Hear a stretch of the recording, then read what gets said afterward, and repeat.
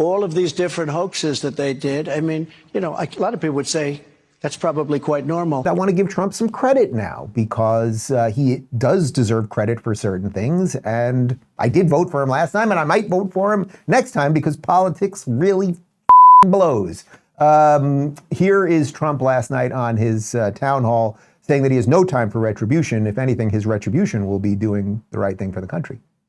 Well, first of all, a lot of people would say that that's not so bad. Look what they did. Russia hoax, the FBI Twitter hoax, the 51 intelligence agents hoax, all of these different hoaxes that they did. I mean, a lot of people would say that's probably quite normal.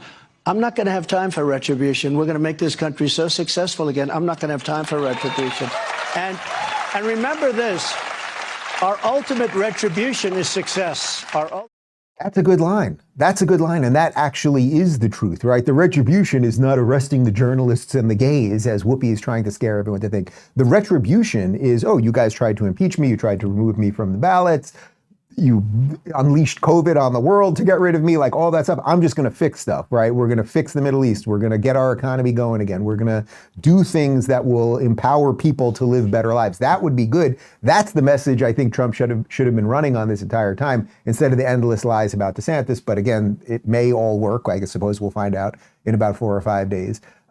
Here is Trump talking about what he's going to do related to this disastrous problem that we're having on the southern border. We have millions and millions of people here. It is not sustainable. Did you see in New York City where they're getting the regular students out and they're putting migrants in their place? We are going to have the largest deportation effort in the history of our country. We're bringing everybody back to where they came from. We have no choice. Can you do something about the sanctuary cities? Yeah. Well, they're going to be ended because the Democrats are going to end them because you can't sustain it. If you look at New York, you have a mayor of New York who now is really hostile to the administration because New York City, that's my place. I love New York. It's gone. It's had a tough time.